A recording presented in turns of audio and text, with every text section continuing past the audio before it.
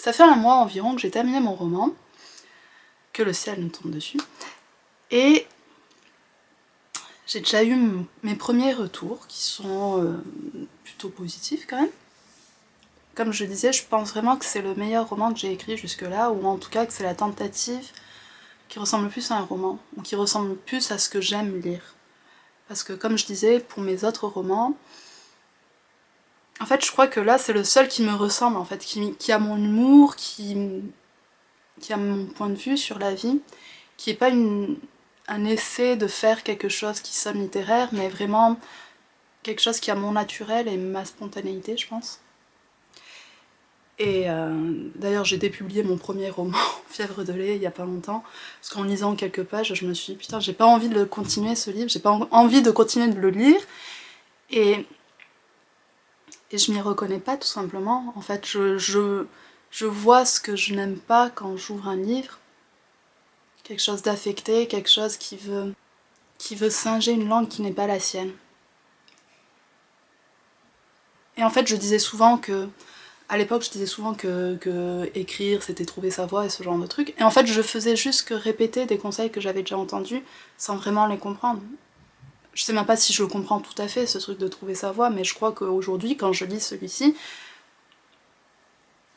peut-être parce que ça parle de ma vie et c'est pour ça que je m'y reconnais, mais je sais pas, il y a quelque chose qui est vraiment plus... C'est pour ça que d'un autre côté, s'il plaît pas, et c'est possible qu'il plaise pas, parce qu'il est foutraque comme ma vie, comme je suis moi aussi, bah peut-être que ça me vexera plus. Mais en même temps, je pense que c'est la seule fois pour l'instant où j'ai réussi à faire quelque chose qui est vraiment un texte qui est vraiment moi, quoi. Et donc, qu'est-ce que je fais maintenant que j'ai terminé de lire pas de l'écrire, tout simplement. Qu'est-ce que je fais maintenant qu'il est terminé? Qu'est-ce que je dois faire? Et en fait, la seule réponse, c'est attendre, attendre, attendre, attendre, attendre, attendre, et j'en ai marre d'attendre, d'attendre, d'attendre. Je l'ai envoyé déjà à des éditeurs, je sais que ça va sonner un peu... parce qu'en fait, je fais que 3 ou 4 corrections, j'en ai pas fait non plus 1 million, je l'ai pas peut-être peaufiné et poli tel que je voudrais, mais en fait, je crois que le potentiel, il y est. Que ce qui reste après, ce sera des petits ajustements, mais je pense que le nœud du livre, il y est, et que si ça doit intéresser un éditeur, ça l'intéressera là ou ça l'intéressera pas. C'est probable que ça l'intéresse pas, parce qu'il est... Il est ovni, comme je dis, c'est un livre ovni, mais en même temps, je pense vraiment... Ça va sonner encore mégalo, mais... que c'est un livre qui peut parler à des gens, en fait. Je crois qu'il y a quelque chose... J'aime pas trop l'expression voix générationnelle, mais... J'ai l'habitude, quand je lis des romans... Oh, c'est super sombre, là, tout à coup. Donc voilà, donc il faut attendre, et c'est même pas sûr, en fait, que j'ai des réponses. En fait...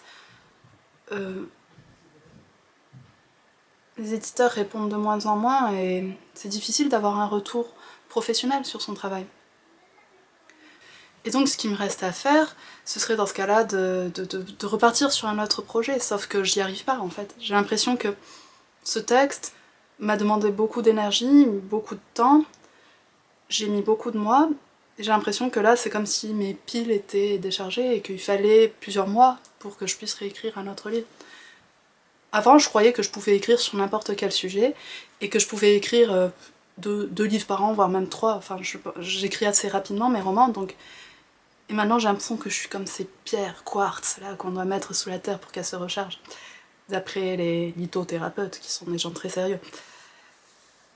Et que j'ai des idées, des bribes, mais que, je sais pas, peut-être une nouvelle ou quelque chose comme ça, mais en fait je pense que je vais lire tout simplement et continuer mes vidéos. Et que je vais continuer à ça, quoi, je vais continuer ce que je fais.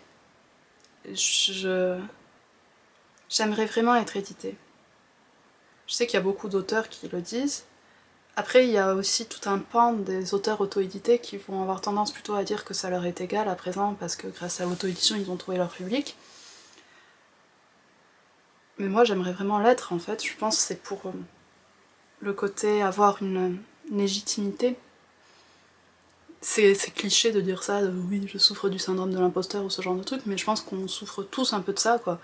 Et que si on a juste les regards de nos proches ou de nos amis, on sait pas au bout d'un moment si si c'est le texte qu'on critique ou si c'est nous, si c'est... Encore plus en fait quand c'est autofictionnel. Est-ce que c'est pas finalement les péripéties ou les personnages qui sont finalement eux? Est-ce que c'est pas ça qu'on critique? Est-ce que c'est pas les personnages ou les... Et moins penser finalement à la littérature, à l'aspect littéraire, au vecteur. D'un autre côté, je me dis que la plupart des gens lisent comme ça et oublient la langue quand ils lisent. Donc peut-être que c'est pas mauvais signe si la langue se fait oublier. Donc est-ce que j'aimerais être éditée? Oui. Je l'aimerais beaucoup l'être. Et en même temps, je me fais à l'idée d'auto-éditer encore ce texte, tout en sachant que ça va être un échec, pas seulement commercial, mais aussi... je pense que je veux pas passer par Amazon, je vais être obligée de le faire, et ça m'emmerde, en fait. Et jusqu'alors, je crois que ça m'était égal, mais que plus le temps passe et plus ça m'emmerde, parce qu'il y a une sorte de dissonance cognitive qui se met en place. On peut pas avoir des messages quand même de gauche et en même temps passer par Amazon. Enfin, ça me paraît... Enfin, c'est même pas du boycott primaire, mais en fait, c'est vrai qu'il y a une sorte de camp qui s'est installé entre les auteurs auto-édités, qui seront plutôt du côté d'Amazon, et les gens, enfin en littérature, sur les réseaux sociaux, ce genre de trucs, et les libraires, ou les gens qui vont plutôt en librairie, et que c'est un camp, je trouve, enfin c'est un combat qui est con, en fait. Je trouve que ça met en confrontation des gens qui ne devraient pas l'être pour des raisons qui sont stupides. Enfin, qui sont stupides. En gros, moi, je suis plutôt du côté des libraires. Je trouve ça con de devoir acheter des livres par internet. Et en même temps, j'habite à la campagne, et quand je vais dans des librairies, les libraires sont pas toujours très sympathiques. En fait, il y a plein en fait, de nuances dans chaque truc. En gros, j'aime pas aller en librairie, parce que ce soit en tant qu'auteur auto-édité, on se fait renvoyer chier, mais même si c'est pas que en auteur auto-édité, quand on va parfois en librairie, à la campagne, que c'est pas des gens qui ont beaucoup de clients, et qu'on arrive avec nos gosses qui commencent à tout toucher, ce genre de trucs, les libraires sont pas très sympathiques. Enfin, la libraire, ou les libraires chez qui je suis allée, où j'étais pas très à l'aise.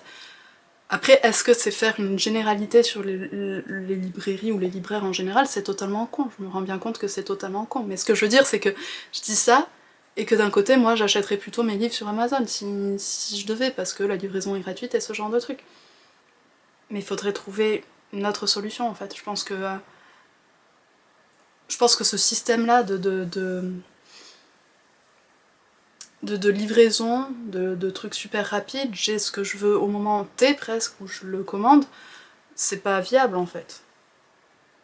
Ce qui est beau parfois aussi, c'est l'attente, attendre un livre, commencer à s'imaginer, et on réfléchit. On réfléchit pas en fait, on n'y pense pas à l'instant où on le fait.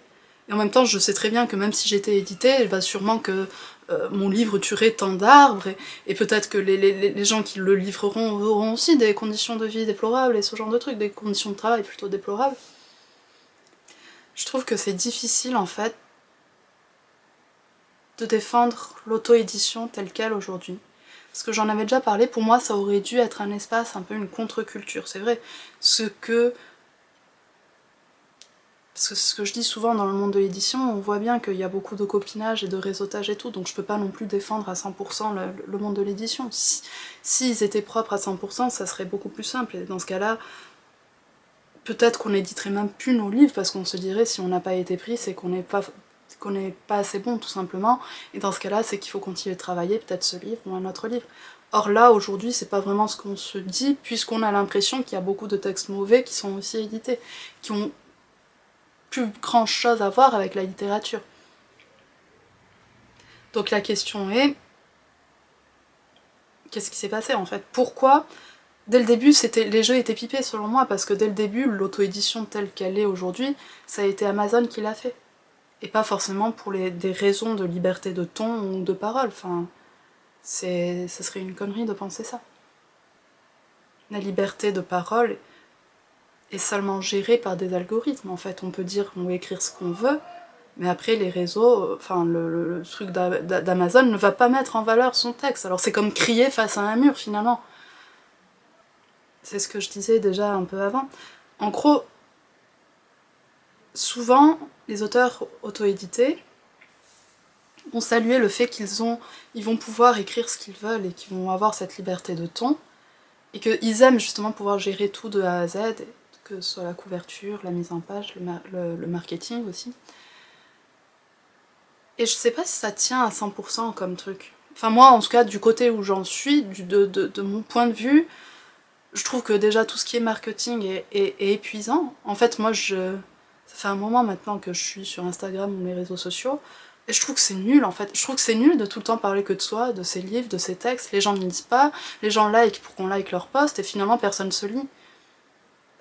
Et à côté de ça, il y en a certains qui arrivent à trouver un public ou un lectorat, mais sont plutôt rares. En fait, la plupart, on écrit, on est tous dans notre bulle à gueuler, à dégueuler notre truc, et on est dans une bulle qui se remplit peu à peu de notre propre vomi, et les bulles n'éclatent jamais, jamais il y a une sorte de mise en commun de tout ça. Il aurait fallu, en fait, je pense que... Le truc, c'est en fait, quand j'essaie de chercher une solution à ça, ben mon copain se fout de ma gueule parce que ça ressemble bien étrangement à une maison d'édition. Le fait qu'en fait, il faudrait se mettre en communauté avec des auteurs, mais qu'il y ait quand même une sélection de textes pour qu'il n'y ait pas n'importe quoi. Mais c'est une maison d'édition, quoi, le concept. Ce que j'ai fait déjà un peu avec celle que j'ai créée, mais qui j'ai pas les moyens en fait de lui donner J'ai juste le temps de pouvoir travailler les textes avec les auteurs que j'édite, mais j'ai pas les moyens financiers de les mettre autant en avant que ce que j'aimerais. Donc du coup c'est pas une solution sur le long terme tant que ça marche pas plus quoi. Donc que reste-t-il à faire? Qu'est-ce qu'on peut faire? En tant qu'auteur, souvent on dit que l'auto-édition est la solution à tous ces textes dans les tiroirs qui ne connaîtront jamais un public, mais je pense que c'est une connerie, parce que ces textes seront édités, peut-être qu'ils seront trouvables, mais ils auront pas de public, ils auront pas de lecteurs pour autant. Les bons textes n'ont pas de lecteurs, les bons textes auto-édités n'ont pas beaucoup de lecteurs. C'est une généralité, je suis sûre qu'il y en a peut-être dans le lot quelques-uns qui sont bons. Je crois que ceux qui ont vraiment le souci d'être édités, enfin voilà, justement ceux qui ont le souci de la langue et de la littérature, c'est des gens qui devraient être édités. Après s'ils aiment, en fin de compte, s'ils préfèrent avoir tout en main et être édités, c'est pas grave. Mais ce que je veux dire c'est que je crois qu'il y a un problème. Et savoir d'où vient le problème, si c'est l'œuf ou la poule, si c'est le fait que les maisons d'édition n'éditent pas forcément de bons textes, et que du coup ces gens sont obligés d'être auto-édités, et que après... Le problème c'est qu'il y a beaucoup de concurrence et qu'il y a beaucoup de merde dans l'auto-édition. Et comme je disais, il y en a beaucoup aussi en édition traditionnelle. Enfin c'est un serpent qui se mord la queue quoi. Tout ça pour dire que j'ai l'impression de pas me sentir... Je me sens pas épanouie en tant qu'auteur auto-édité. J'aime pas aller avec mon texte à la con, enfin mon texte à la con. J'aime pas aller avec mon livre, avec la couverture Amazon, qui est écrit derrière et que j'assume pas et que ça me fait chier. Et que c'est vrai que d'aller chez des libraires avec ce petit truc d'Amazon et leur dire oh vous pouvez le mettre en vitrine, gna gna gna. Enfin c'est stupide de faire ça marche pas. Et en fait on est méprisé. Et je dis pas qu'on devrait l'être, je pense que non, je pense que c'est une connerie, je pense qu'on devrait tous finalement se rejoindre sur le fait qu'on aime les mots, qu'on aime lire, et déjà c'est pas mal, parce que la plupart des gens n'aiment pas lire. Enfin, qu'on est une minorité, et que plutôt que d'essayer de se battre pour des trucs de frais de port, ou de